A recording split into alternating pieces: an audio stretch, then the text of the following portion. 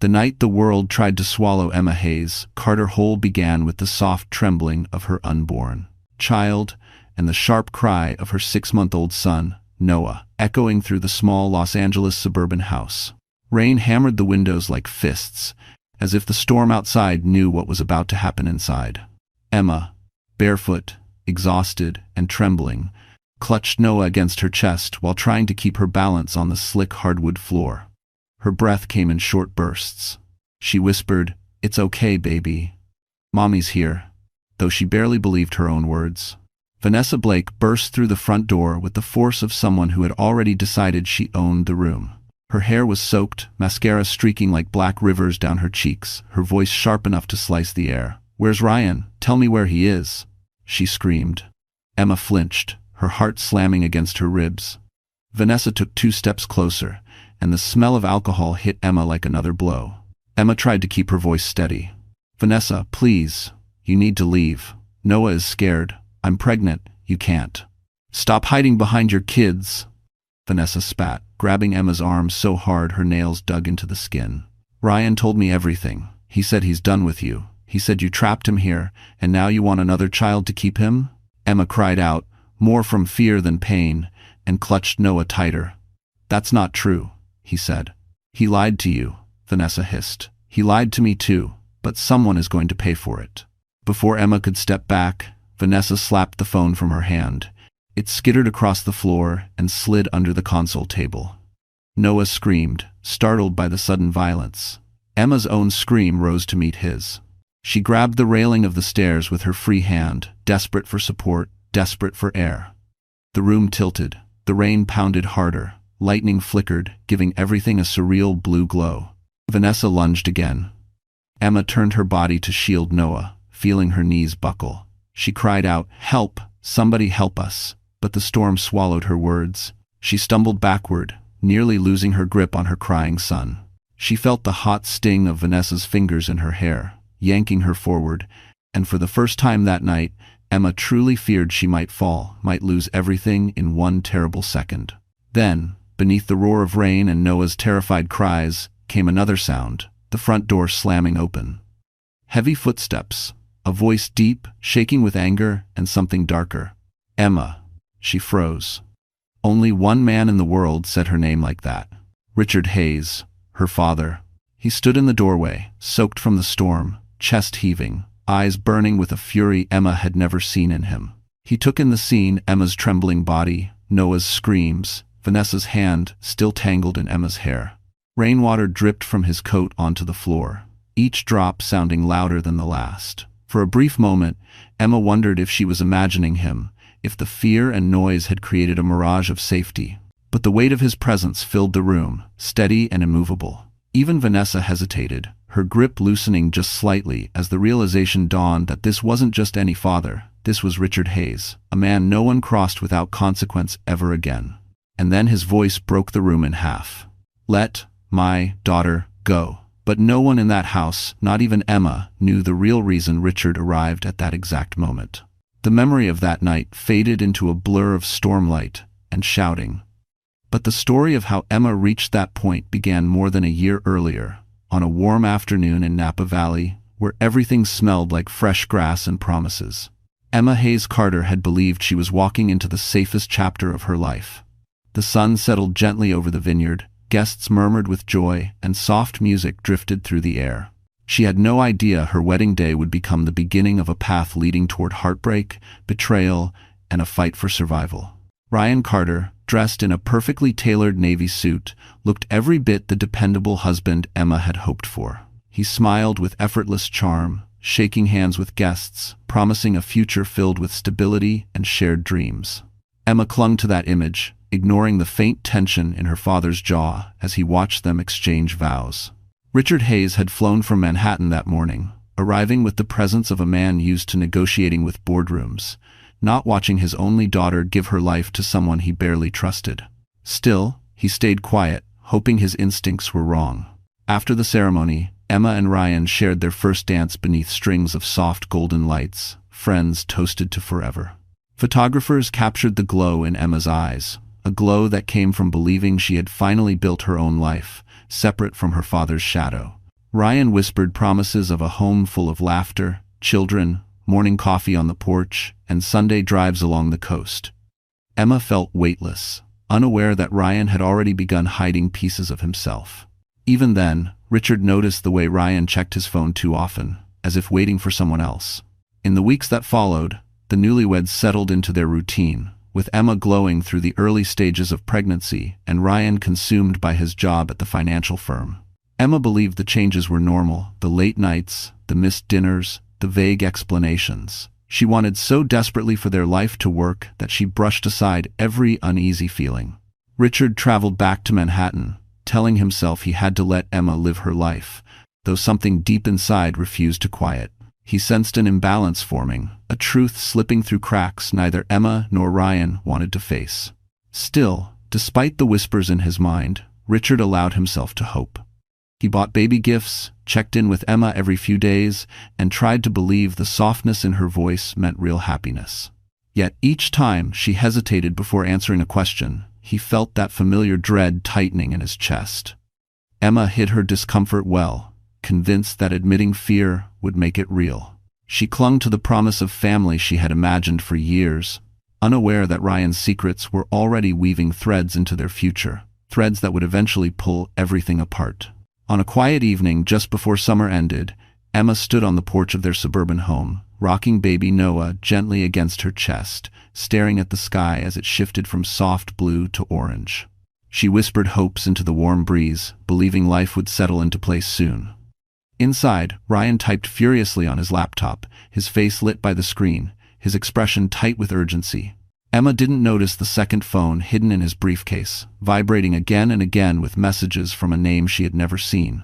She couldn't know that everything she hoped for was already slipping away. But everything was about to break open tonight. The move to the Los Angeles suburb felt like a gentle shift at first, a hopeful beginning wrapped in sunlight and soft mornings. Emma believed she and Ryan were finally building something stable, something untouched by the noise of Manhattan or the pressure of her father's expectations. Their two-story house wasn't luxurious, but it had a warm porch, a small backyard, and enough space to imagine a future with children running through the halls.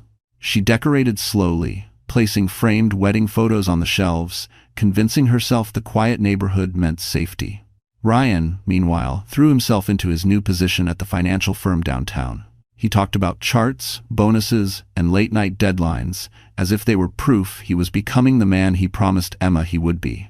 Every morning he left in a hurry, coffee in hand, suit still crisp, eyes already fixed on emails lighting up his phone.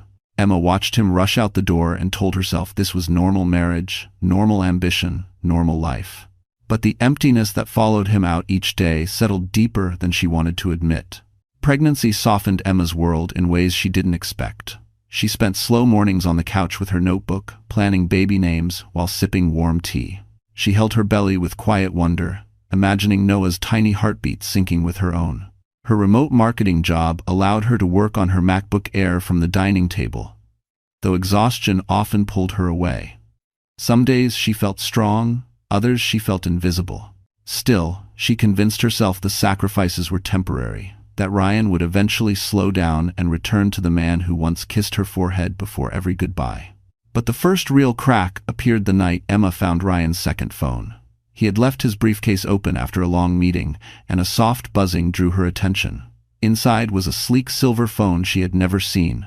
Notifications from a contact saved only as V lit the screen. Her heart tightened, but she forced herself to breathe. When Ryan came home, she confronted him gently, expecting honesty. Instead, he snatched the phone, insisted it belonged to a coworker, and claimed she was imagining problems. Emma apologized even though she wasn't wrong, a habit learned from months of walking on eggshells. Week by week, the house that once felt comforting began to shrink around Emma. She noticed how Ryan's smiles never quite reached his eyes anymore, how he guarded his phone even during dinner, how he seemed annoyed whenever she mentioned the baby's kicks. She tried to bridge the distance with small gestures, leaving notes in his briefcase, cooking his favorite meals, asking about his day with hope. But each effort met a wall. A coldness she pretended not to feel. On afternoons, she sat by the living room window, watching other families push strollers along the sidewalk, wondering why her own life felt so different from the dream she had imagined. One evening, while folding onesies in Noah's nursery, she heard Ryan laughing downstairs. The warmth in his voice startled her. She hadn't heard him sound that in months. When she peeked into the hallway, she realized he wasn't talking to her, he was on his hidden phone again. She listened to the murmur of his voice, the softness he never used with her anymore, and a chill ran down her spine. For the first time, Emma felt something dangerous stirring inside her, not anger, not yet, but a suspicion that her marriage was not strained, but shifting towards something darker than she wanted to believe. And she had no idea how quickly that darkness was approaching. Vanessa Blake was the kind of woman who walked into a room like she already owned the oxygen. At the financial firm where Ryan worked, she moved through the glass hallways with a confidence that made everyone's eyes follow her. Her sharp ponytail, crisp white blouse, and heels that clicked like warnings were her armor. She had a reputation for being brilliant, dangerously so, and she knew exactly how to use charm as both a weapon and an invitation. When she laughed, the room leaned closer. When she frowned, entire meetings shifted. The first time Emma heard about Vanessa, it was in a casual, harmless sentence. Ryan had mentioned her as the new analyst who's good with clients. It didn't sound like a threat then, but the way Ryan said her name lightly, almost with admiration, left a faint ache in Emma's chest. She tried to ignore it, telling herself she was just tired, just hormonal, just overthinking. But deep down, she felt something changing. Something subtle, like a thread pulling loose. At the firm, Vanessa quickly became Ryan's closest collaborator. They spent late nights preparing presentations, reviewing numbers, and meeting with high-profile clients in the conference room overlooking the Los Angeles skyline. Ryan admired her speed, her fearlessness, the way she challenged him instead of nodding politely. She made him feel sharp, important. She made him feel seen. It was a feeling he hadn't felt at home, not with Emma drifting through pregnancy exhaustion and newborn chaos. One evening, around 9 p.m., the office lights dimmed automatically, signaling the building's after-hours mode.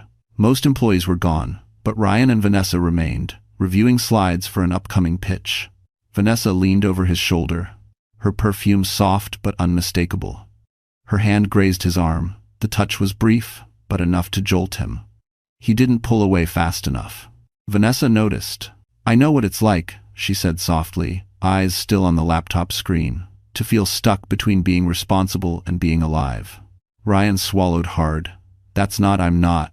"You don't have to explain," she interrupted. "It's obvious. You're loyal. Maybe too loyal. But loyalty can suffocate a person if it's tied to the wrong thing." Her words hit him harder than he wanted to admit. He leaned back, rubbing his temples. Vanessa watched him carefully, calculating, sensing the ground beneath them shifting. Meanwhile, at home, Emma sat on the living room couch, folding Noah's laundry with trembling hands. She checked her phone again, no message from Ryan. She wanted to call her father, but she didn't want to worry him.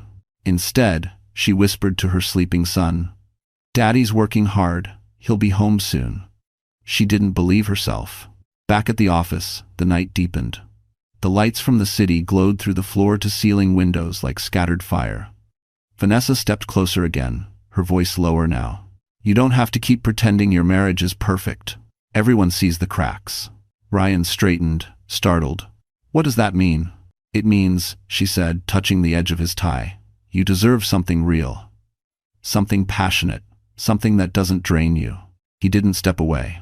That was the moment everything shifted, even though neither of them said it out loud. Vanessa smiled slightly, sensing victory. Ryan exhaled slowly, torn between guilt and desire, trapped in a choice that would change everything. While he gathered his things, Vanessa whispered, "Don't go back to a life that doesn't fit you anymore." Ryan didn't answer. But the next morning, Emma noticed something different in him, a distance colder than before, though she still didn't know why. And she had no idea Vanessa had already marked her as an obstacle that needed to be removed.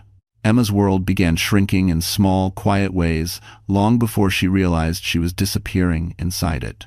Days blurred together, filled with feeding schedules, diaper changes, and long stretches of silence broken only by Noah's soft cries. She loved her son with every piece of her heart. But motherhood felt heavier than she expected, especially when she carried most of it alone. Ryan's late nights grew more frequent, his excuses thinner.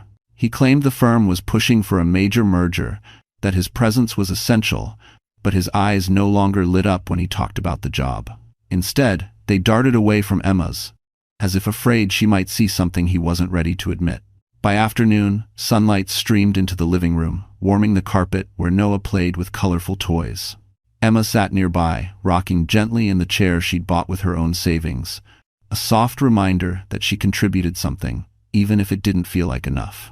She glanced at the unopened Amazon box by the doorway, the one her father had sent. Inside was Atomic Habits, along with a note that said, "Whenever you feel lost, start small." She hadn't touched it yet. She didn't want to face the possibility that Richard sensed something was wrong before she did. That evening, as Emma stood stirring soup on the stove, she listened to the voicemail Ryan left earlier. "Hey Em, I'm swamped again. Don't wait up." His voice sounded distracted, not stressed.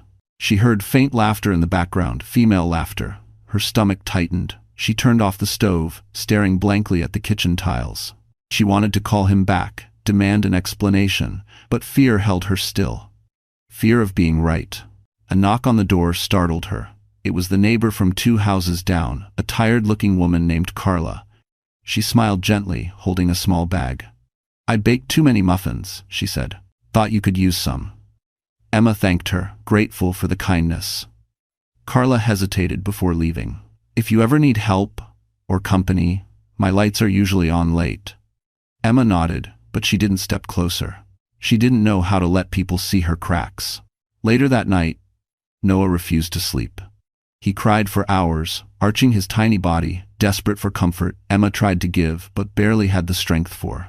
She paced the hallway with him, pressed against her shoulder, whispering lullabies, tears slipping down her own cheeks. Exhaustion made everything blurry. She checked the clock. It was past midnight. No word from Ryan. The front door finally opened at 1:12 a.m. Emma peeked over the stairs. Ryan stumbled in, slightly off balance, his shirt wrinkled, his hair disheveled. She hurried down, still rocking Noah. "Where were you?" she whispered. "Work," he muttered, avoiding her eyes. "Smells like alcohol," she said quietly. He sighed sharply. "It was a client dinner. Stop acting like I'm doing something wrong." "Ryan, I'm tired," she said, her voice cracking. "I'm scared something's changing." He ran a hand through his hair. "Of course something's changing. We have a kid. Our lives aren't the same." "That's not what I meant," she whispered. He didn't ask what she meant. Instead, he brushed past her and went upstairs, leaving Emma standing on the staircase with a crying baby in her arms and a sinking feeling in her chest. When she finally laid Noah down and returned to the living room, she noticed Ryan's briefcase on the couch left open. Inside, a crumpled hotel receipt peeked out. "For 2 guests." Emma froze, breath hollowing in her throat. She pressed a hand against her chest. But she hadn't even seen the worst part yet, because the name on the receipt wasn't Ryan's. It was Vanessa Blake's. Emma stared at the hotel receipt as if it were a weapon pointed at her chest. Her breath came in shaky fragments, her vision blurring around the edges. She pressed her hand over her mouth, terrified she might cry out loud and wake Noah. The receipt was dated 2 nights earlier when Ryan had claimed he was meeting a high-value client. Room 804, 2 guests, paid on a corporate card, and signed not by Ryan but by Vanessa Blake. The truth felt like poison spreading through her bloodstream. She folded the receipt and tucked it back carefully, as if hiding it would somehow delay the pain. Then she forced herself to walk upstairs, her hands trembling on the railing. In the dim hallway, she paused outside the bedroom. She could hear Ryan's soft snoring, the sound of someone who slept peacefully, someone who didn't fear discovery. Emma entered the room quietly.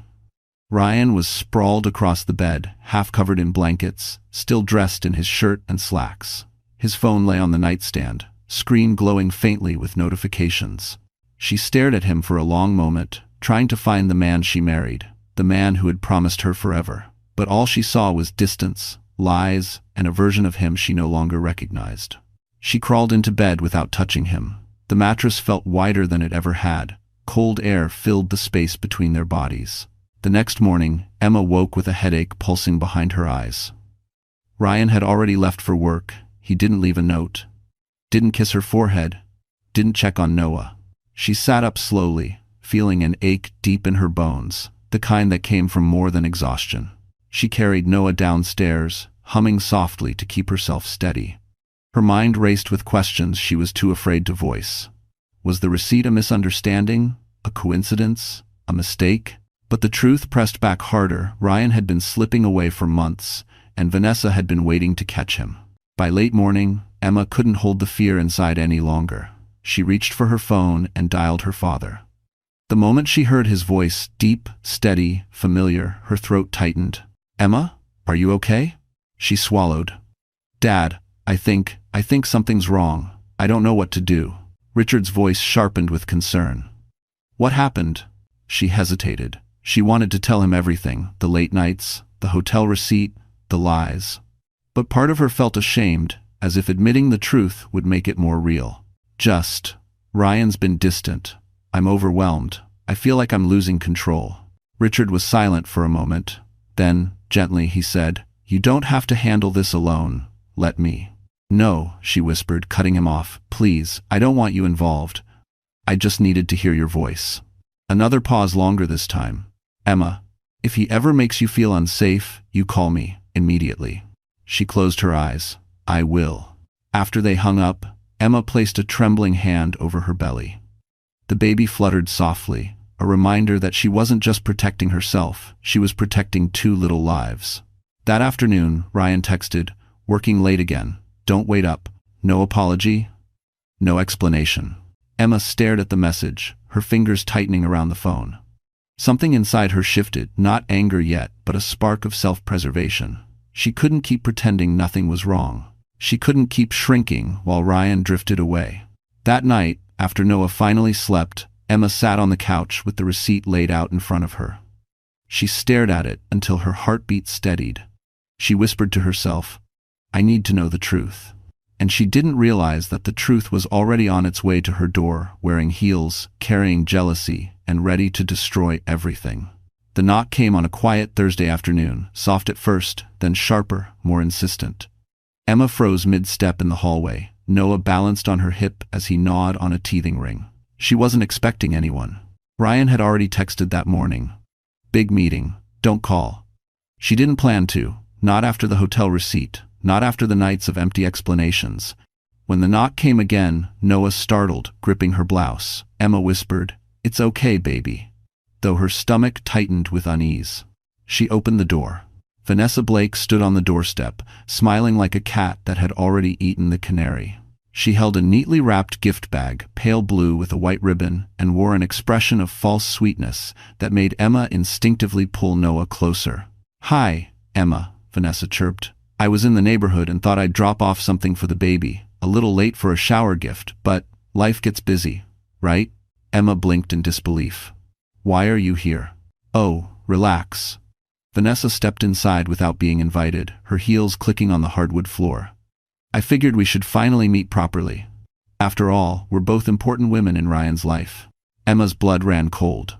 She closed the door slowly, carefully, because Noah was watching, and she couldn't let him feel her fear. "I don't think this is appropriate." "Appropriate?" Vanessa let out a soft, mocking laugh. "Honey, if appropriate mattered, Ryan wouldn't be calling me at midnight." Emma felt her knees weaken. She steadied herself against the wall. "He wouldn't, Ryan wouldn't." "Oh, he would." Vanessa slid the gift bag onto the kitchen island with rehearsed elegance. "He tells me everything. Maybe more than he tells you." Emma's breath trembled. "Please leave." But Vanessa didn't. She strolled through the living room, eyes judging every picture frame, every toy, every detail of a life she clearly wanted to claim for herself. "You have a cozy setup here," she said. "A little, plain, but you make it work. I guess that's your strength, isn't it? Making do." Emma felt heat rising in her chest. "What do you want?" Vanessa turned, her expression shifting from fake sweetness to icy precision. "I want you to stop pretending this marriage is alive. Ryan is suffocating here, Emma. He's miserable. And honestly, I can't blame him. You've tied him down with a baby, now another on the way." "Don't you dare talk about my children," Emma snapped, voice shaking but firm. For a moment, a flicker of surprise crossed Vanessa's face, then amusement. "There she is, the fighter. Ryan told me you used to be stronger before motherhood turned you soft." Emma swallowed hard, rage burning hot beneath her skin. Vanessa stepped closer, lowering her voice. "He's going to leave you, It's only a matter of when, not if. And when he does, you'll be alone in this little suburban bubble with 2 kids and no real career left." Emma flinched. Vanessa leaned in, her lips curving. "But I'm not heartless. I'm giving you a chance to walk away with dignity. File for separation. Let him go. Don't make this uglier than it needs to be." Emma stared at her, stunned. "You think you can walk into my home and threaten me?" Vanessa shrugged. "Call it encouragement." Noah whimpered, sensing the tension. Emma kissed his forehead, whispering, "It's okay," even though her hands trembled. Vanessa walked to the door, tossing her hair over her shoulder. "I'll give you a few days to think about it." Emma's voice cracked. "You won't win." Vanessa smirked. "Sweetheart, I already am." She stepped outside, pausing only to add, "Oh, and Ryan doesn't know I'm here. Let's keep this between us." Then she left, closing the door with a soft but devastating click. Emma leaned against the wall, fighting tears, clutching Noah as if he were the only thing anchoring her to the world. But she didn't know Vanessa had done more than visit. She'd just set in motion a chain of events far darker than Emma could imagine. The next few days felt like walking through thick fog, each step heavy, each breath uncertain. Emma couldn't shake Vanessa's words. They clung to her mind like thorns. She replayed the visit again and again, trying to understand how everything had escalated so quickly. How could Ryan have let things go this far? How could he let her into their lives, into their home, without a single ounce of shame? Noah sensed her tension. He clung to her more than usual, fussing easily, refusing to nap unless Emma held him. She rocked him for hours, humming soft melodies to keep herself from breaking down. Every time her phone buzzed, she prayed it was Ryan, explaining himself. But his messages came sparingly. "Running late, don't wait up, busy today." Not a single question about Noah. Not a single "how are you?" By the 3rd day, exhaustion had settled into Emma's bones. She couldn't keep pretending. Her face was pale, her eyes carried shadows, her movements lacked strength. She needed help, any help, and though pride held her back, fear finally pushed her past the barrier she had built between herself and her father. Emma called Richard. He answered on the first ring. "Emma, what's wrong?" "Dad," her voice cracked. I don't know how to say this. "Tell me. I'm here, always." She closed her eyes and let the silence stretch before whispering, "I think Ryan's having an affair." Richard said nothing at first. The quiet felt heavy, charged, like the moment before a storm breaks. Finally, he responded, voice steady but laced with steel. "Why do you think that?" Emma hesitated. "A hotel receipt? Vanessa, she came to the house. She said terrible things." Richard inhaled sharply. "She came to your house?" "Yes." "Did she threaten you?" Emma's throat tightened. "Not directly, but she told me to leave him. That he wants out.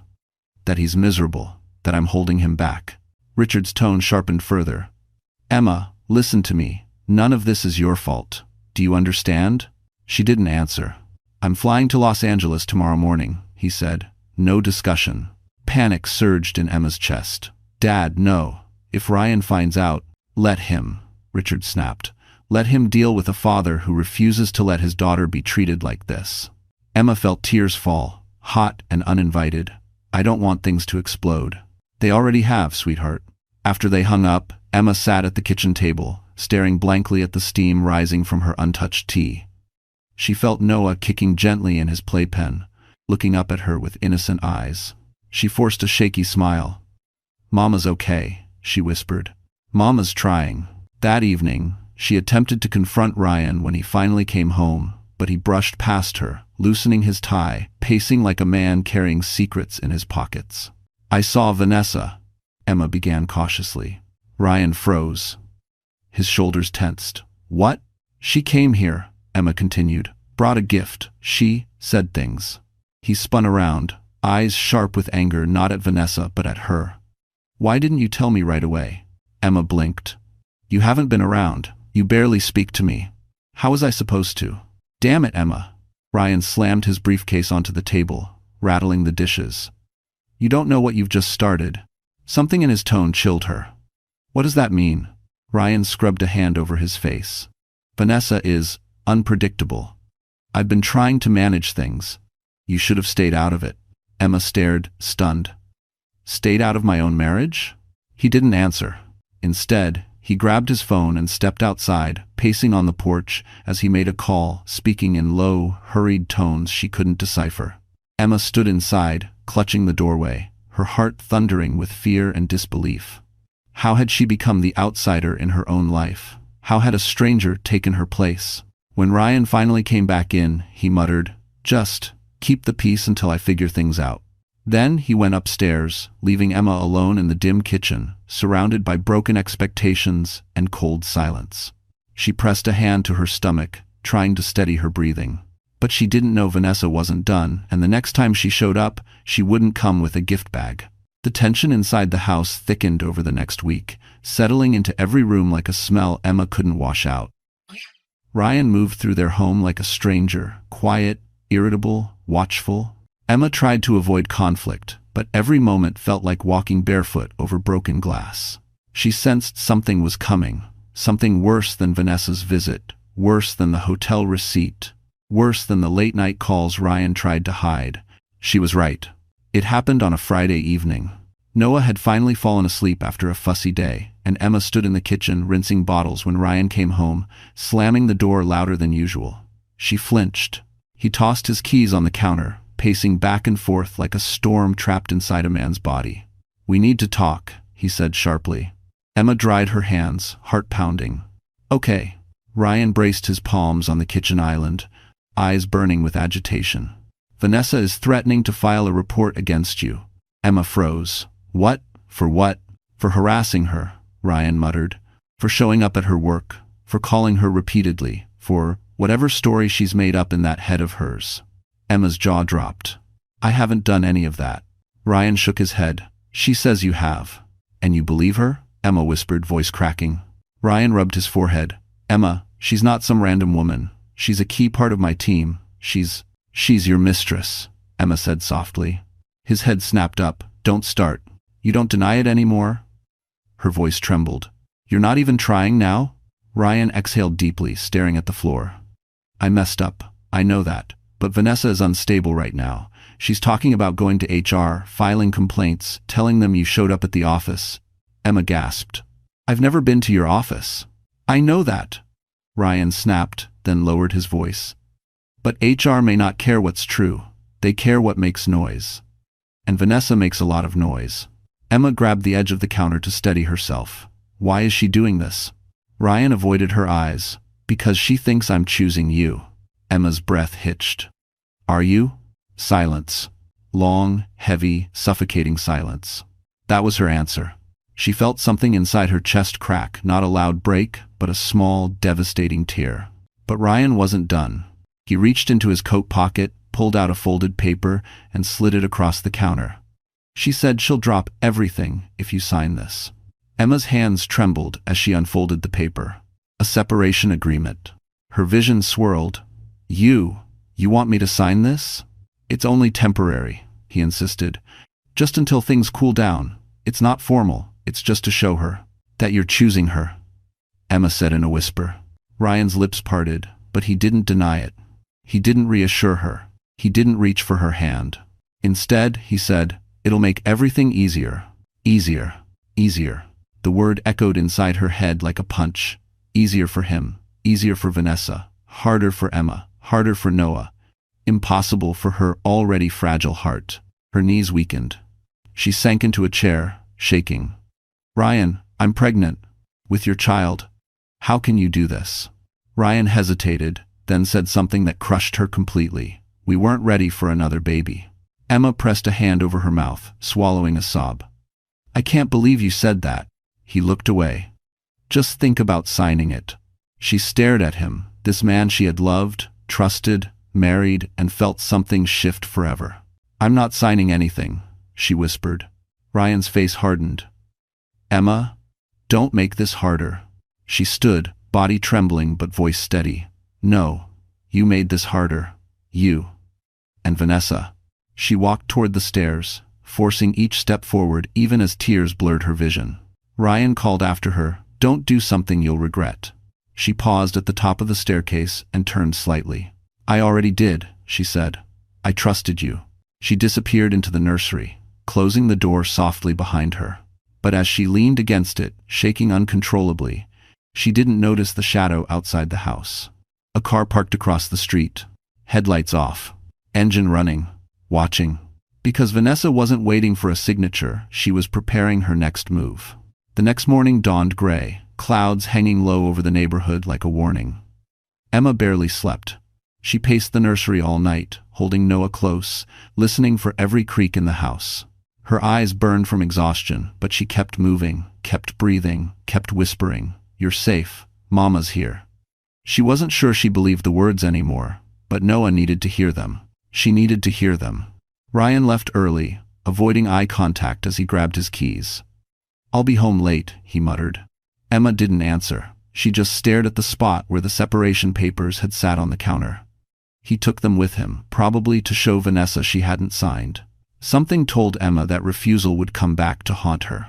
By mid-morning, Noah finally fell asleep, giving Emma a moment to sit down. Her body sank into the couch as if she were made of sand. She rubbed her temples, trying to quiet the pounding in her head. She wanted to call her father, but she didn't want to worry him before she understood how bad things had truly become. She decided to clean the kitchen instead, something mindless, something she could control. But when she opened the fridge, she stopped. A cold jolt ran through her chest. Inside sat a small white envelope, with her name written in looping handwriting she didn't recognize at first.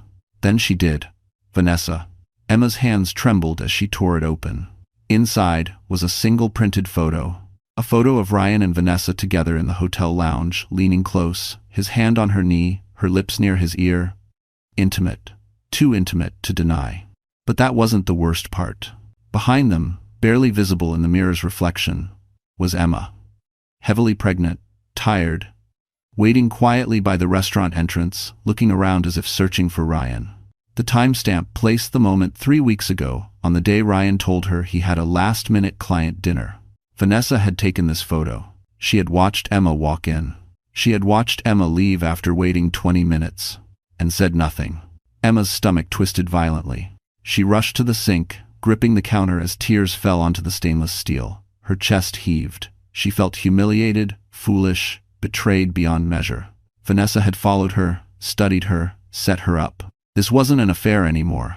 This was warfare. Before she could catch her breath, her doorbell rang. Not a simple chime, 3 rapid, aggressive presses. Emma wiped her face and hurried to the door, praying it wasn't who she suspected. But when she looked through the peephole, her heart nearly stopped. Vanessa stood on the porch, wearing sunglasses, holding a clipboard. Emma's pulse thundered. She opened the door only an inch. "What are you doing here?" Vanessa smiled, the coldest smile Emma had ever seen. "Good morning, I'm here on official business." Emma frowned. "What are you talking about?" Vanessa lifted the clipboard. "I've filed a wellness concern with Family Services. They're sending an officer for a home check." Emma's knees weakened. You did what?"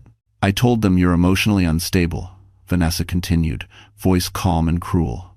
"Overwhelmed, isolated, neglectful, possibly a danger to the baby." "That's a lie," Emma cried. "Is it?" Vanessa tilted her head. "You're alone all day. You look exhausted. Ryan already told them you've been acting erratic." Emma felt punched in the chest. "Ryan would never." "He did," Vanessa cut in. "Men don't like messy situations. They tie them up neatly." Emma gripped the doorframe to stay upright. "Why are you doing this?" "Because you didn't sign the papers," Vanessa said simply. "You should have listened." Emma's breath shook. "Get off my property." Vanessa leaned in, whispering, "You're losing this battle, sweetheart. And when Family Services shows up, they'll see exactly what I want them to see." She walked away, heels clicking confidently down the driveway. Emma shut the door, locking it, bolting it, pressing her back against it as panic clawed up her throat. Her chest tightened, her vision blurred. She clutched her belly with both hands, whispering, "Stay calm, please stay calm." The baby kicked anxiously beneath her palms. Then she looked at the clock. If Vanessa was telling the truth, someone could be at her door any minute. Her hands shook as she reached for her phone. Not to call Ryan, not to call Vanessa. She called the one person who would protect her without hesitation, no matter the cost. "Dad," she whispered when he answered. "Emma?" His tone sharpened instantly. "What happened?" She took a shaky breath.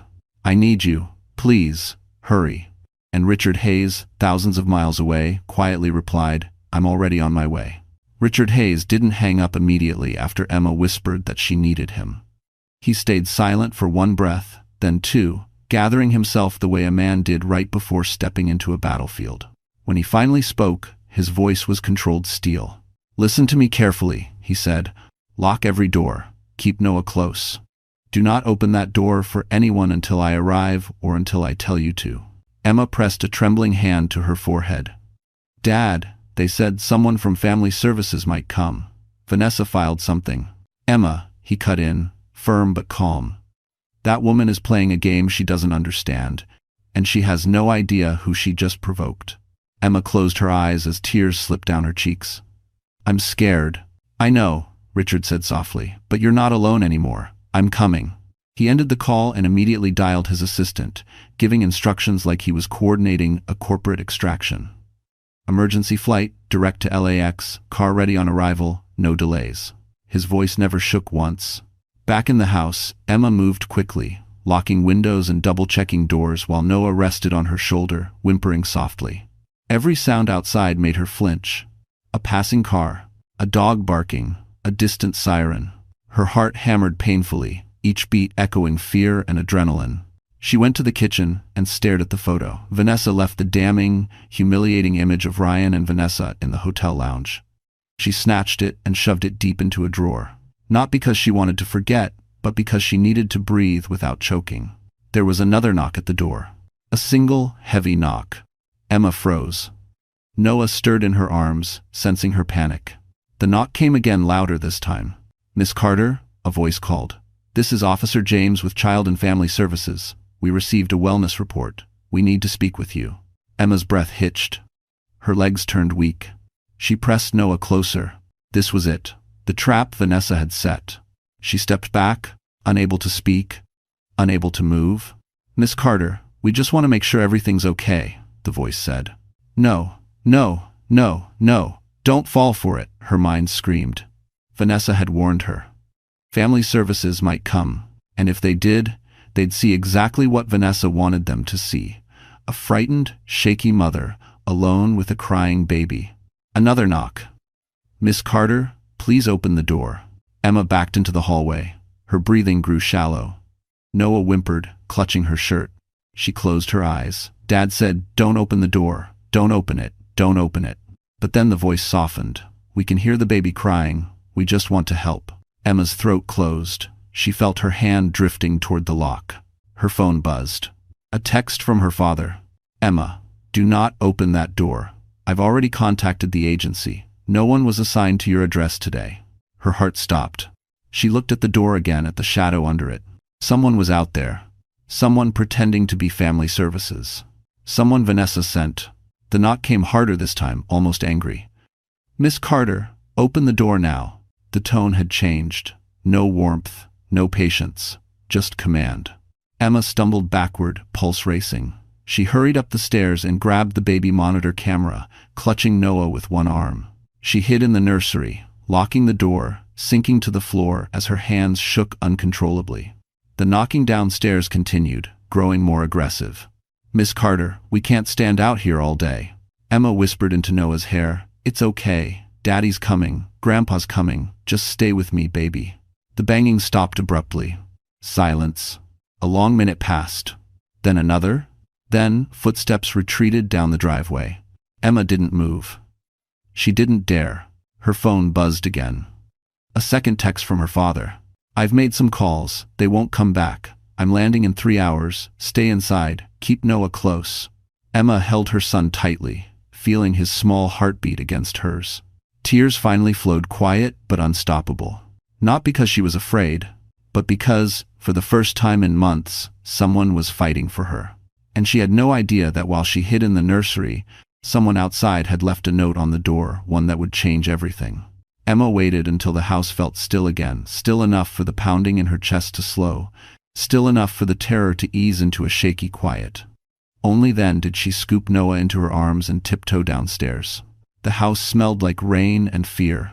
She checked each window, relatched each lock, moved from room to room as if expecting someone to emerge from the shadows. Finally, She reached the front door. A thin white note was wedged beneath it, partially damp from the mist outside. Her heart sank. She didn't want to touch it. Didn't want to unfold whatever venom Vanessa or someone working with her had left behind. But she had to know. Emma picked it up with trembling fingers. Noah stirred in her arms, sensing her unease. She whispered, "It's okay, baby. Mommy's right here." Even though she didn't feel okay at all. She unfolded the note. Just 3 words. "You're next, Em." Her breath caught. Her knees buckled. She grabbed the side table to keep from collapsing. Not Mrs. Carter. Not Emma. M. A nickname only Ryan used. A nickname she hadn't heard from him in months. A nickname he must have shared casually with Vanessa intimately. Emma clutched Noah to her chest as panic surged through her veins. She backed away from the door, vision blurring, heart hammering violently. She forced herself to breathe, to stay upright, to stay here for her babies. And then, through her spiraling panic, another realization struck. The handwriting wasn't Vanessa's. It wasn't loopy or feminine. It was messy, slanted, masculine. Her stomach twisted. Ryan. Had Ryan written this himself? Or worse, had he allowed it? The front porch creaked, sending a jolt up her spine. Emma darted into the living room, turned off the lights, and peeked through the blinds. The street looked calm. No cars besides the usual neighbors. No figure lurking. Nothing out of place. But someone had been here. And someone would be back. She stepped away from the window just as her phone buzzed again, her father. "Emma," he said the second she answered. "You're quiet. Talk to me." She swallowed hard. "Dad." Someone left a note. What kind of note? 3 words, she whispered. "You're next, Em." A dangerous silence stretched across the line. When Richard spoke again, his voice was ice. "Pack a bag. I'm moving you and Noah out of that house today." Emma pressed her forehead against the wall, eyes burning. "Dad, where would we go?" "I have a condo in downtown Los Angeles," he said. "Secure building. Doorman. Cameras in every hallway. You will stay there until this is handled." Emma hesitated. "Ryan will lose it if—" "Emma," Richard cut sharply, "Ryan is not your priority anymore. Your safety and those children are." Her throat tightened. Tears welled. "Okay. Good. I land in 90 minutes. Be ready." He hung up. Emma lowered the phone, breathing hard. 90 minutes. She could do that. She could pack essentials, diapers, bottles, clothes, her documents. She could do this. She had to do this. She moved quickly, putting Noah in his carrier as she hurried from room to room, gathering what she could. Every few minutes, she glanced out the window, terrified the shadowy figure would return. Her mind replayed the note again and again, the handwriting burning into her memory. As she packed, she heard a faint chime, a notification from the baby monitor app Richard had set up. She picked up her phone and froze. The app had captured a motion alert. From the side of the house, her pulse surged. She tapped the alert, opening the video. A man walked along the side of the house, hoodie pulled low. He paused at the kitchen window, leaned closer, tried the handle. Emma slapped a hand over her mouth to stop the scream rising in her throat. The man turned away after a moment, realizing the window was locked, and walked out of frame. But before he did, he looked up at the camera and smiled. Emma collapsed onto the couch, shaking uncontrollably. This wasn't just harassment. This wasn't just jealousy. This wasn't just an affair. Someone was trying to terrorize her into running, or breaking, or worse. The camera notification chimed again. A second alert. Someone was approaching the front porch. Emma's breath caught. She grabbed Noah, clutching him to her chest. She braced herself for the worst. But when she checked the camera feed, the man standing at the door wasn't Ryan. It wasn't Vanessa. It was someone she hadn't seen in years. Someone who shouldn't have known where she lived. Emma's fingers shook violently as she tapped the camera feed again, hoping, praying her eyes were wrong. But the face on the screen didn't change. The man on her porch, tall, shoulders broad, jaw tightened with something between anger and urgency, was someone she hadn't spoken to in nearly a decade. Ethan Rhodes, her ex-fiancé, her first love, the man who vanished from her life without a goodbye. The man her father despised more than anyone. Emma stumbled backward, nearly dropping her phone. No, this makes no sense. She'd changed states, changed numbers, changed everything after the breakup. How did he even find her address? Noah whimpered at the tension vibrating through her body. She pressed a trembling kiss to his forehead. It's okay, baby. Mommy's okay. But she wasn't. Not even close. Another knock, firm, measured, nothing like the pounding from earlier. Ethan leaned closer to the door, his voice muffled but unmistakable. Emma? It's me. Please open up. Emma's breath hitched. She took 2 steps toward the door, then froze. She couldn't trust him. Not now. Not with what had been happening. Not when she had no idea who was working with who. Not when Vanessa had proven herself capable of anything. She swallowed hard and called through the door. Why are you here, Ethan? Silence. Then, because Richard called me. Emma blinked. My father? Why would he? Ethan exhaled hard. He said you were in danger, that you might not be answering your phone, that someone tried to impersonate family services. He told me to get here before he could. Emma stared at the door, stunned. Her father had called Ethan? The same father who once threatened to ruin Ethan's career if he ever came near her again? Ethan continued, voice gentler now. Please, I know you don't trust me. I don't blame you, but I'm not leaving until I know you and the baby are safe. Emma's throat tightened. She stepped closer, but stopped again. What do you know? She asked through the wood. Ethan hesitated.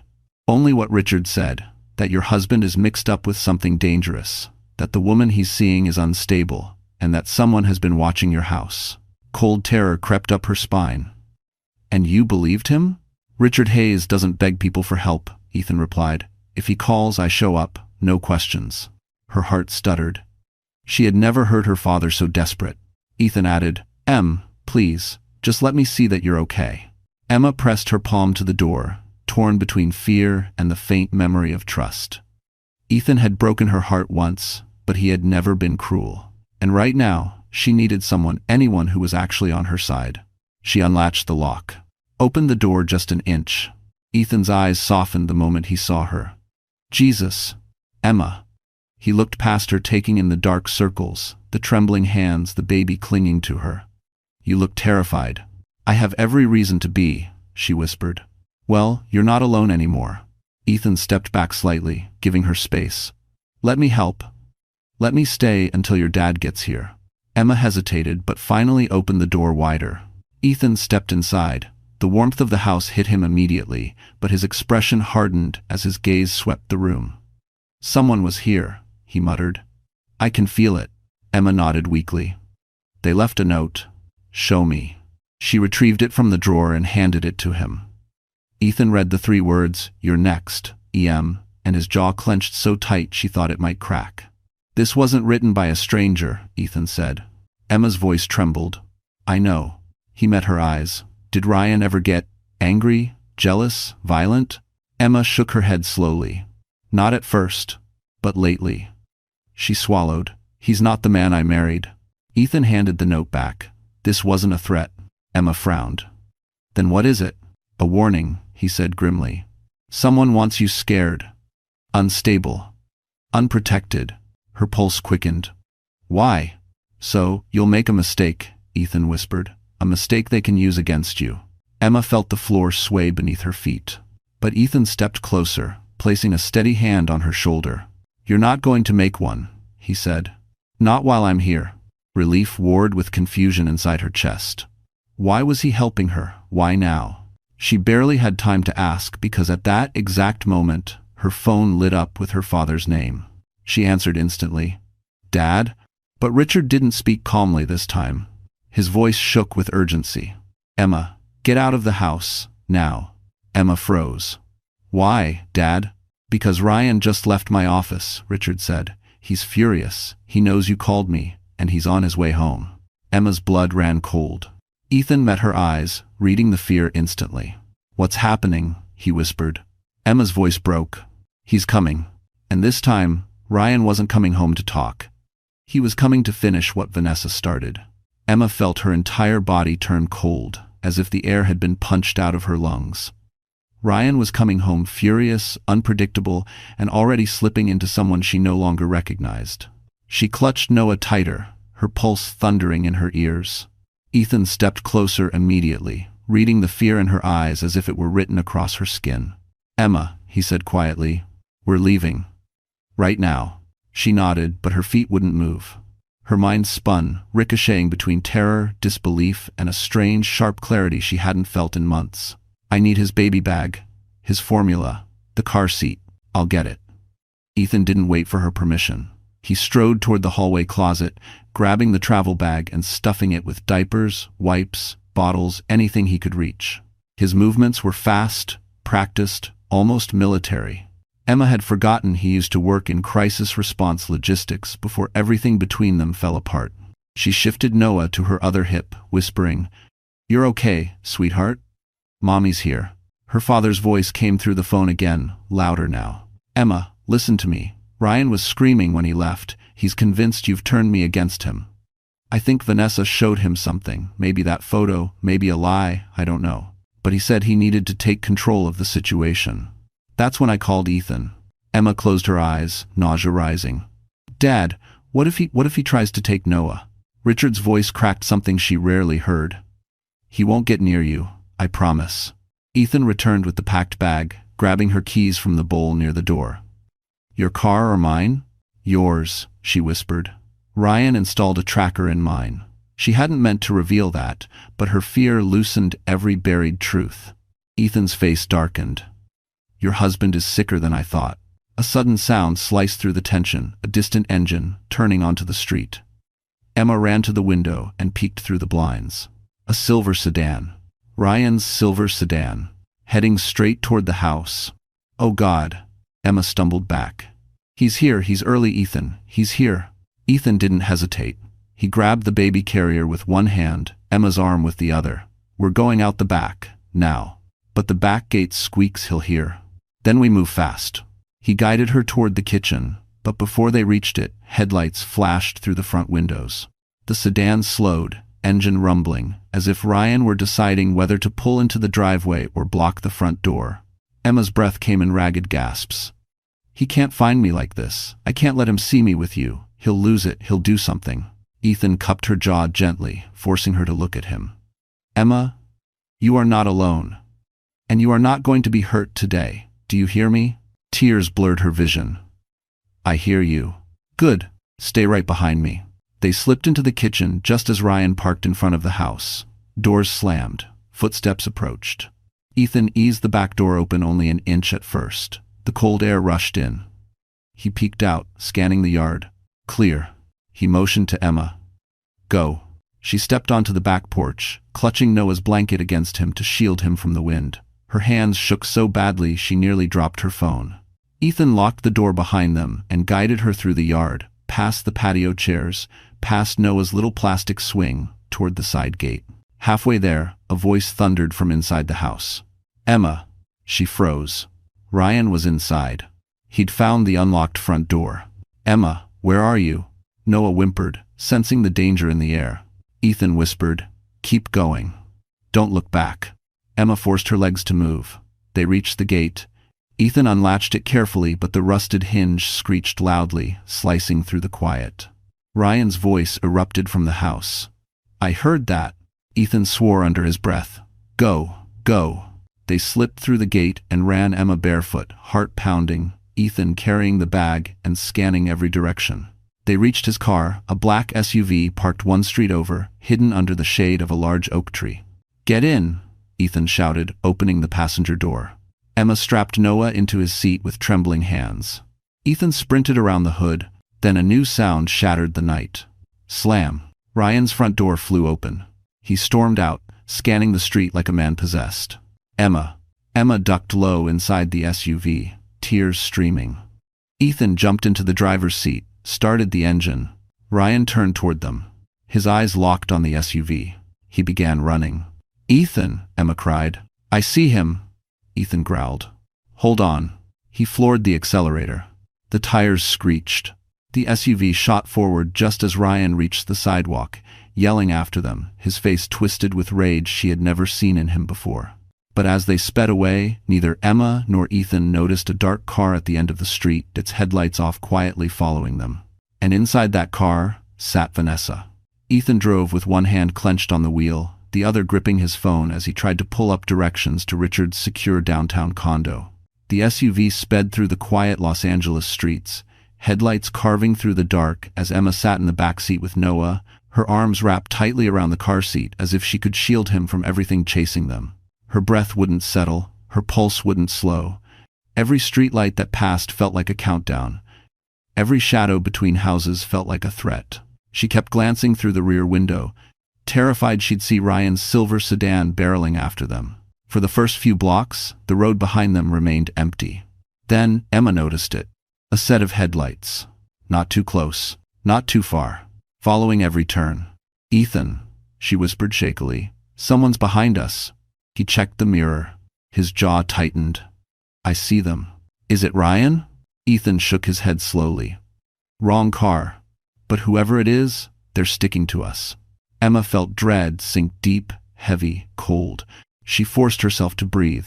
Dad said Ryan was furious. Maybe he sent someone, or maybe... She stopped. She didn't want to say her name, but Ethan finished the thought anyway. "Vanessa." Emma closed her eyes. Noah stirred, fussing softly, and Emma reached through the car seat to rub his tiny hand.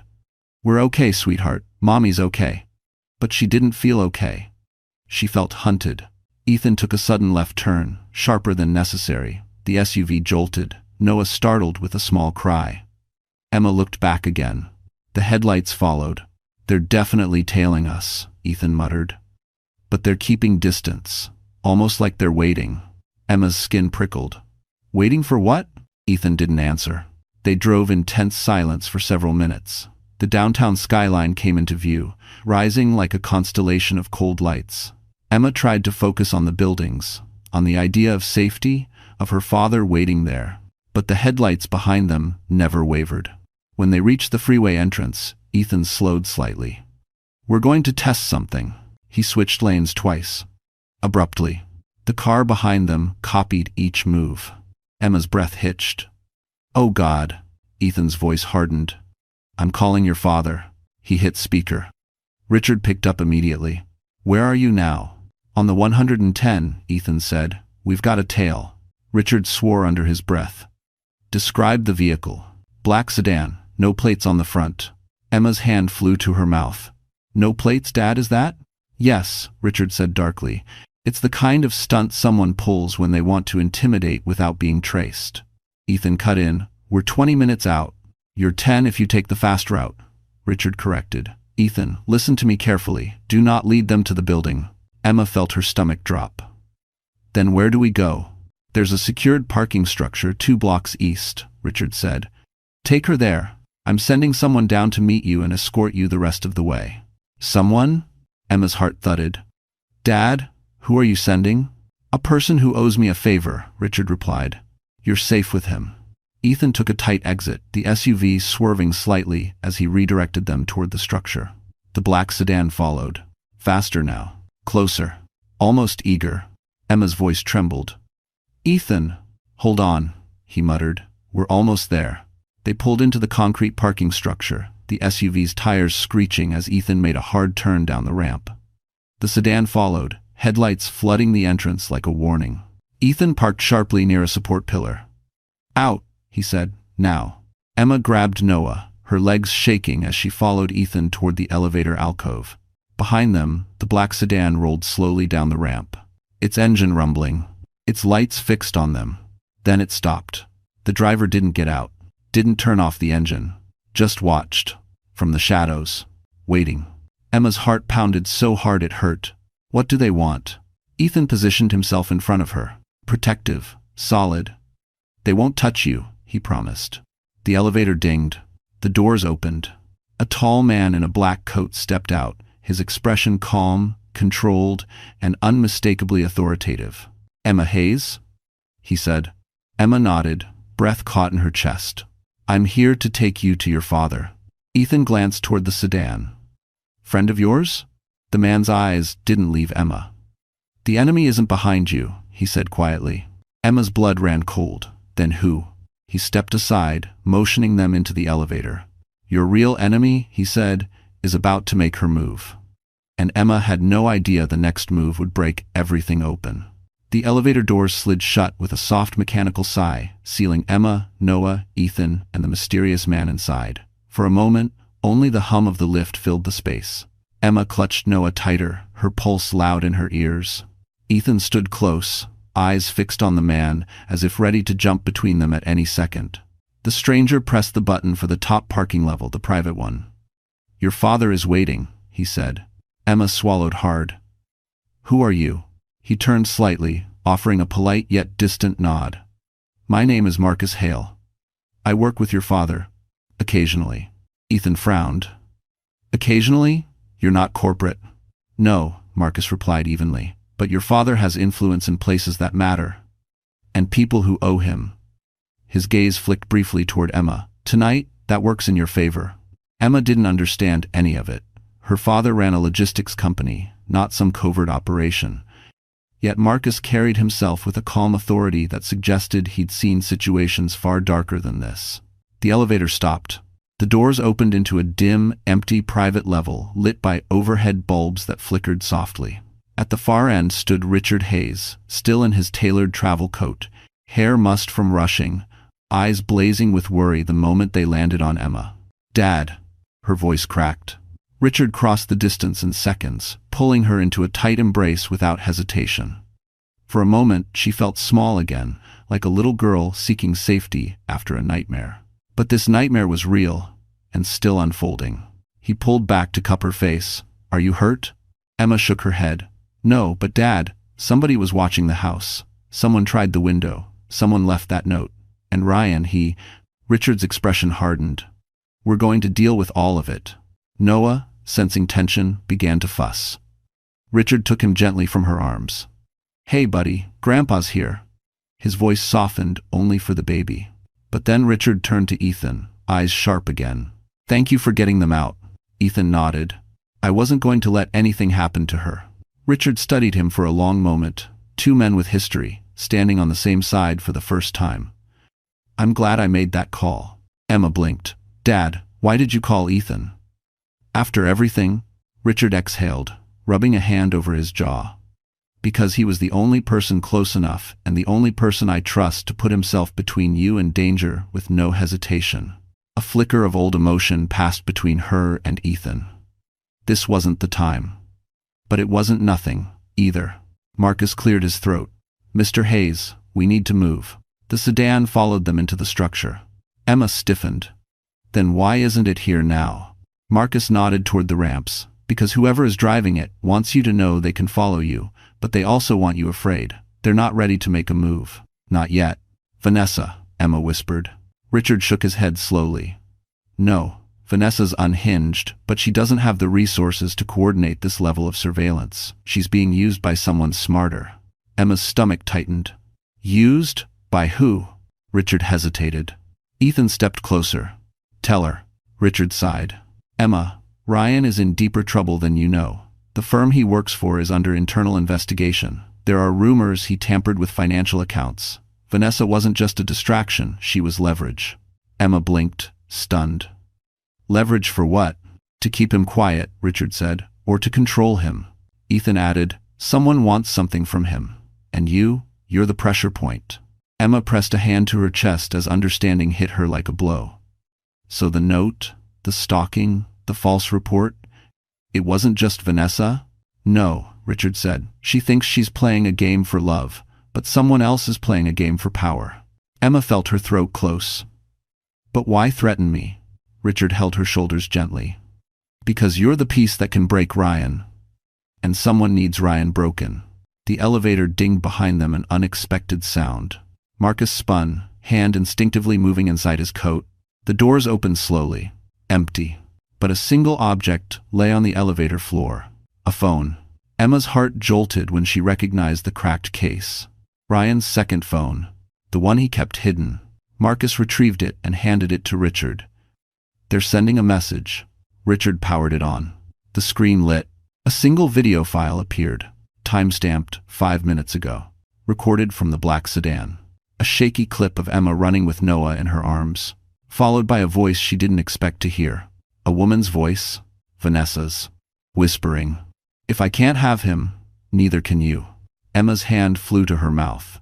But the true horror wasn't Vanessa's voice.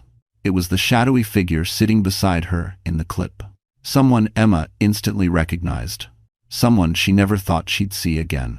Ryan's older brother. A man who once vowed vengeance the day Ryan inherited everything he believed belonged to him.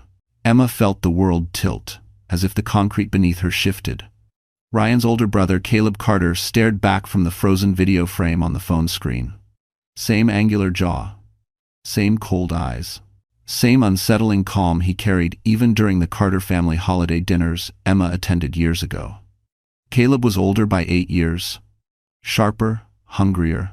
He'd built a reputation for taking down competitors with a smile and a handshake, then disappearing before the dust even settled. But he'd also built a different reputation, one whispered, not spoken about violence disguised as accidents, intimidation dressed as coincidence. And he hated Ryan. Richard lowered the phone slowly. I should have known he would come back into the picture. Emma's voice barely came out. Caleb, he's working with Vanessa? Using her, Richard corrected, manipulating her, feeding her jealousy to get what he wants. Ethan stepped closer, eyes narrowed. And what exactly does he want? Richard sighed. Control, money, leverage over the firm. This investigation, Ryan is the weak link. If Ryan breaks, Caleb gets what he's been waiting for. Emma felt sick. But why come after me? Marcus answered quietly from the side. Because Ryan still cares about you. Even if he's made catastrophic choices, you're the only pressure point Caleb knows will force Ryan's hand. Emma shook her head. Ryan doesn't care anymore. He barely looks at me. Emma, Richard interrupted. If Ryan didn't care, Caleb wouldn't be doing all this. He would target something else, something purely financial. But he went straight to you. Ethan crossed his arms. So Vanessa is the emotional weapon, and Caleb is the strategic one. Yes, Richard said, and you're in the middle. Emma trembled. Noah whimpered, sensing her fear. She pressed a shaky kiss to his forehead as her thoughts spun in frantic circles. I don't understand. Caleb always ignored me. He barely spoke to me at the wedding. That was an act, Richard said. The Carters have a brutal family hierarchy. Caleb always believed Ryan stole the legacy he deserved. Getting rid of you cripples Ryan faster than anything else. Ethan muttered. And Vanessa's too emotional to realize she's being played. But Marcus shook his head. No, she knows. Emma looked up sharply. Marcus continued. Vanessa wasn't manipulated into this. She joined willingly. Caleb promised her something she wants more than Ryan. Emma's voice cracked. What could she possibly want more than him? Marcus's gaze softened. A reputation. A career. Financial security. Caleb promised to elevate her if she helped destroy Ryan. A wave of nausea hit Emma. So she's doing this for power, not love? Power disguised as love, Marcus said. The deadliest combination. Richard's hand shook as he rubbed his forehead. Emma, listen to me. From this moment on, you stay with me. No exceptions. Caleb is unpredictable, and Vanessa is unstable. We cannot underestimate either of them. Emma nodded slowly, swallowing her rising panic. Okay. Marcus turned to Ethan. You stay with her too. Until further notice. Ethan didn't hesitate. I'm not going anywhere. Before Emma could process that, Richard's phone buzzed. He glanced down. His face went pale. Dad? Emma whispered. Richard slowly handed her the phone. A new message. From an unknown number. A live photo. Emma's breath froze in her chest. It was a picture of her house. Her nursery window wide open. The rocking chair gently moving as if someone had just stepped away from it. Emma's knees nearly buckled. No, Ethan, that window was closed. I locked it. I know I locked it. Marcus spoke calmly but urgently. They're escalating. They're not just threatening now. They're inside your personal space. Emma's heart pounded. What do they want from me? Richard took her hands, voice trembling despite his effort to stay composed. They want you scared, vulnerable, distracted, because they want custody leverage over Noah. And if they can make you look unstable, they get exactly that. Emma felt her entire world collapse. No, they're not taking my baby. They're not. They won't, Ethan said firmly, stepping closer, placing a steady hand on her back. Not while I'm breathing. But before Emma could even take comfort in his words, the elevator dinged again. All four turned toward it, tense, braced. The doors slid open. A man stepped out. Not Caleb, not Ryan, not Vanessa. A uniformed police officer. "Emma Hayes?" he asked. Emma stepped back, alarmed. "Yes?" The officer held up a file. "We received a report claiming you fled the scene with an infant during a domestic dispute.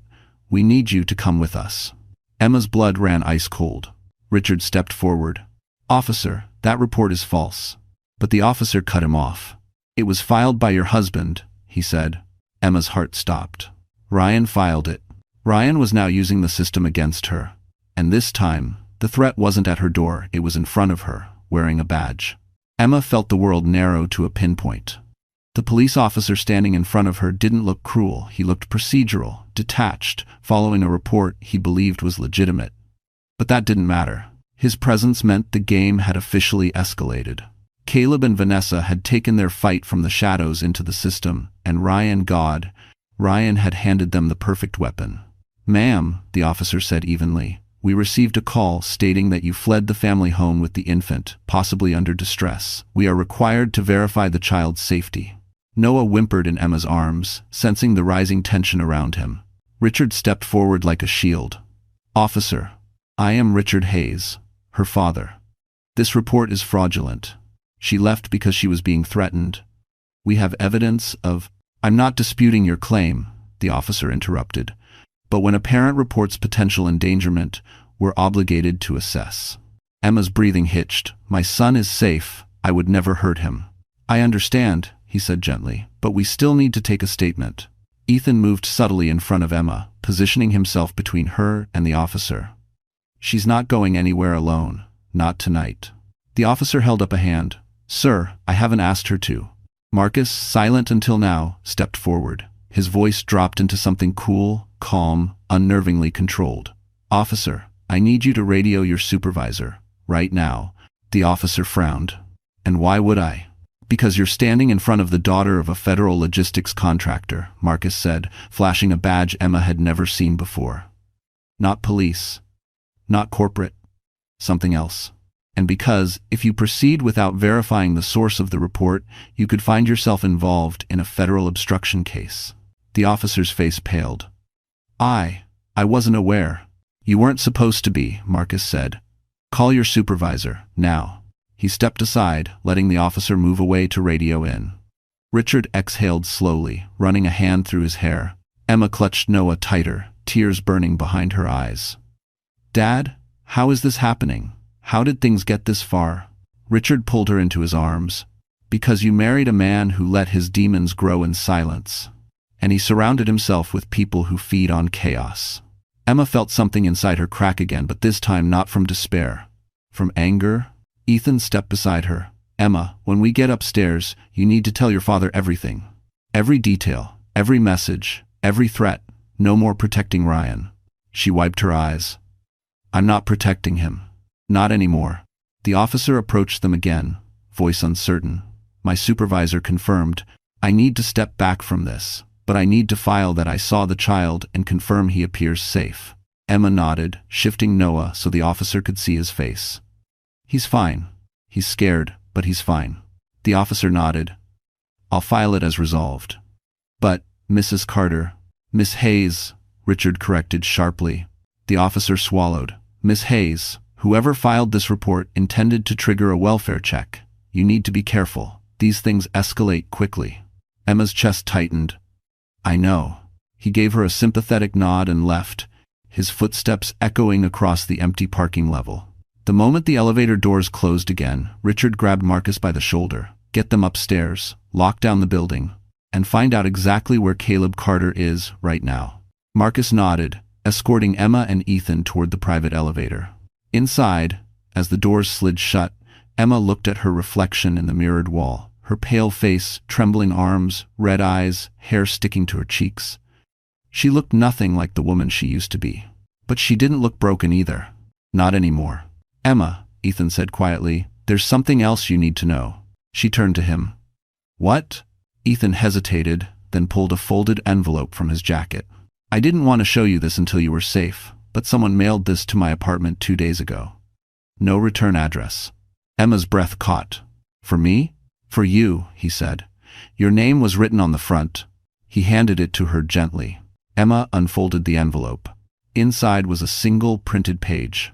A court draft. Petition for emergency custody transfer. Filed by Ryan Carter. Her knees nearly buckled.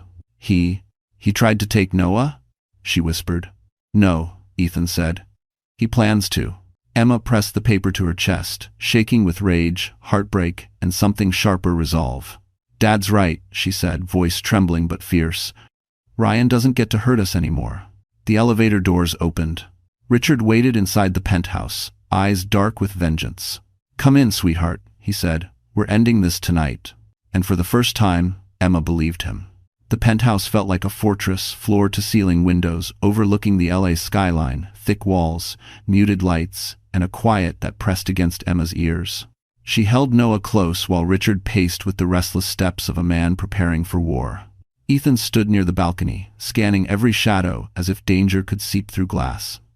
Marcus typed rapidly on a secure tablet, pulling data, tracking signals, hunting for Caleb's next move. Emma could barely feel her legs. The custody petition, still clutched in her hand, trembled with every heartbeat. He really wants to take Noah, she whispered. Richard stopped pacing. He wants leverage. That's all Noah is to him right now. His voice broke slightly, but he will not win. Ethan approached her. Emma, listen to me. They're expecting you to panic. They're expecting you to run or break down or make a mistake. That's how they build their case. She wiped her cheeks. I'm not breaking. Not anymore. Marcus spoke without looking up. Good, because something new is happening. Everyone turned toward him. Marcus rotated the tablet toward Richard. Caleb Carter just filed a motion to freeze Ryan's company accounts. He's trying to force Ryan into desperation. Richard frowned. Why now? Because Caleb wants Ryan cornered enough to lash out, Marcus said. If Ryan spirals, Vanessa supports him, and they'll drag Emma into it as instability by association. It's coordinated. Emma felt her stomach twist. So both of them are trying to destroy me and Ryan at the same time? Richard nodded grimly. Caleb's goal is bigger than you, bigger than Ryan. He wants control of the entire firm. And you. He touched Emma's shoulder gently. You're the easiest domino. Emma exhaled shakily. Then I won't fall. The room went quiet. Richard's eyes softened with pride. That's my girl. Before anyone could speak again, the security panel on the wall beeped sharply. A red indicator flashed. Marcus moved instantly. Someone just tried to enter the parking gate. Emma's pulse spiked. Who? He checked the feed. His jaw tightened. The black sedan. Ethan moved beside Emma, his posture rigid. We need a plan, now. Richard turned to Marcus. Can we shut down the elevators? Already done, Marcus replied. Police? Ethan asked. I've notified a private response team, Marcus said. They'll arrive faster. Emma stepped closer. What if they get in? They won't, Richard said firmly. Not tonight. But the fear twisting inside her wasn't for herself. It was for Noah, the innocent child being used as a pawn in a game he couldn't comprehend. As if sensing her thoughts, Noah reached up and touched her chin. Emma kissed his tiny hand, feeling strength flood through her. I'm protecting you, she whispered. I swear it. Suddenly, the penthouse phone rang, an old-fashioned landline Richard kept for emergencies. Everyone stared at it. Richard picked up slowly. Yes? A pause. His expression changed, tightening with shock. Then fury. He hung up. What? Emma whispered. Richard looked at her with unbearable grief. Ryan is downstairs. Emma's breath caught. What? How did he get past security? He didn't, Richard said. He begged to be let up. Ethan scoffed. Begged? Richard nodded. He's alone. He says he has no one left. Vanessa and Caleb cut him out the moment he refused to sign their final document. Emma blinked. Final document? Marcus answered darkly. A statement blaming you for everything. Emma felt her knees weaken. He refused, Richard said, and now they're hunting him too. The room fell into stunned silence. Ethan whispered, So Ryan isn't the enemy anymore. Emma looked toward the elevator.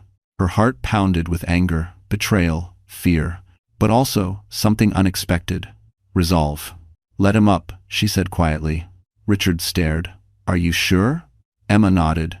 If they want to use Ryan to destroy me, then Ryan needs to tell the truth. All of it.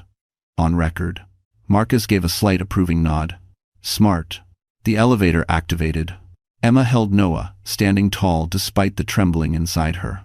The doors opened. Ryan stepped out, disheveled, bruised, terrified. And finally, the truth was written all over his face. Emma, he croaked, they're going to kill me, and they're coming for you next. Ryan staggered into the penthouse like a man running from something he couldn't outrun. His shirt was wrinkled, one sleeve torn, his hair disheveled, and a bruise darkened the side of his jaw. Emma clutched Noah protectively, staying several steps back, her heart pounding but not out of fear for him. Not anymore. Richard stepped forward, blocking Ryan's path. Don't take another step toward my daughter. Ryan lifted both hands in surrender. I'm not here to hurt her. I swear on my life. His voice cracked, raw from crying or screaming or both. Emma, I'm so sorry. Emma steadied her shaking breath. Why are you here, Ryan? Ryan ran a trembling hand through his hair. Caleb, Vanessa, they're out of control. They used me, then turned on me when I wouldn't sign their statement. They said if I didn't help destroy you, they'd destroy me instead. Ethan scoffed. You mean they'd expose your role? Your cheating? Your fraud? Ryan flinched but nodded. Yes. But it's worse than that. He turned to Richard, desperate. Caleb has been siphoning money from the firm for years, small transfers, hidden in the merger accounts. He needed a scapegoat when the auditors started circling. He picked me.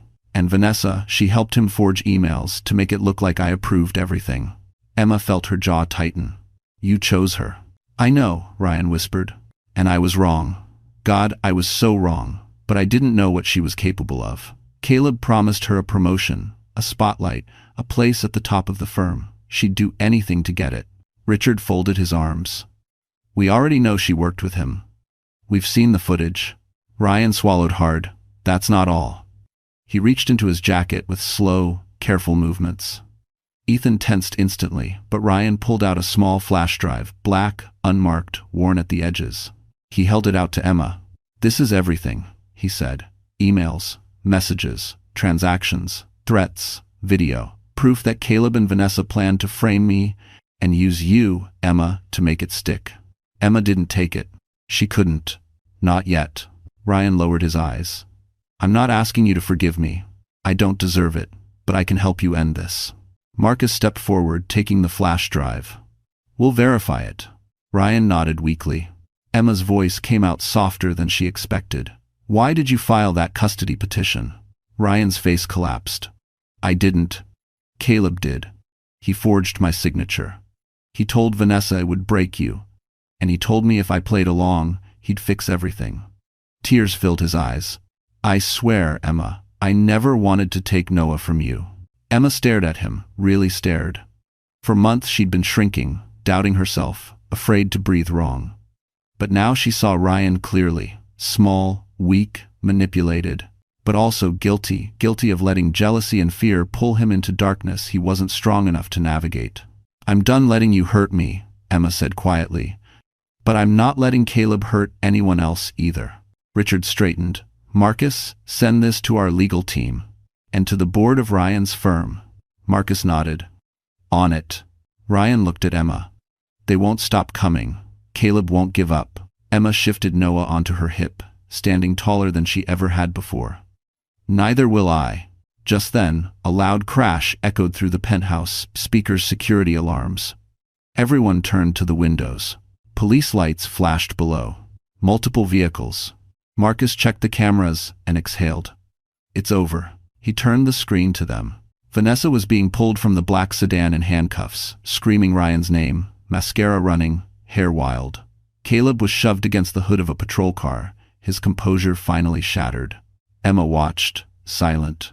Ethan glanced at her. You okay? She nodded slowly.